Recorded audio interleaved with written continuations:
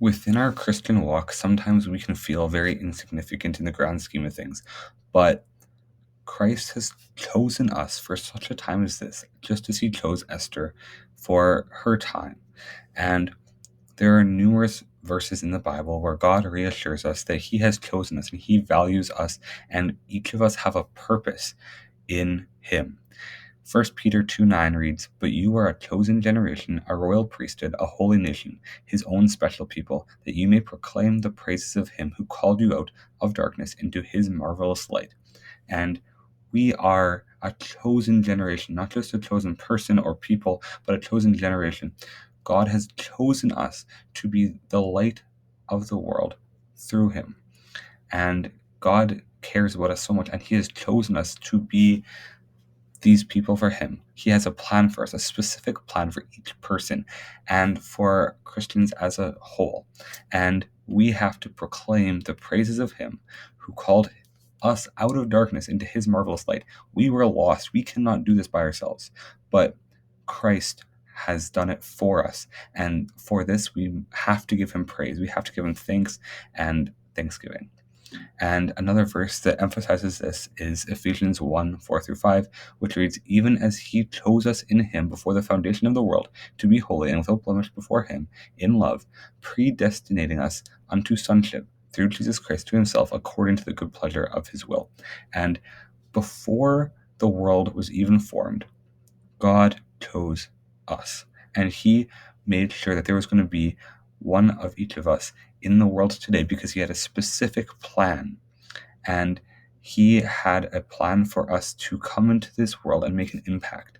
And when we seek him in our day-to-day lives, we can make that impact and fulfill his plan for us that he has predestined for us from the beginning of time. Because even when it was just Adam and Eve in the Garden of Eden, he knew that each one of us would be here. Each one of the 8 billion people on this planet, he knew that each of us would be here today and that we would have a purpose in 2025 for us to fulfill for him. And if we can trust in him, he will do that for us and he'll fulfill that through us. And the final verse for today is John 15:16.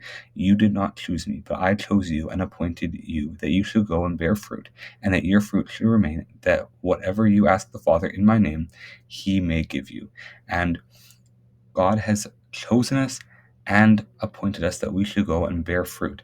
And when it says that God has appointed us, we shouldn't just sit back on our butt and just wait for good things to happen to us. But part of God's plan for us is for us to bless others and bear fruit, and that your fruit should remain. And when we look at our lives, we have a purpose. God has a purpose for our lives, and we can bear fruits. Each of us have a different talent. Each of us have a different ability that we can use to honor God. God made us all different. We are all branches of the same tree, as it is said in a different verse. And we all have abilities that can serve the kingdom of God.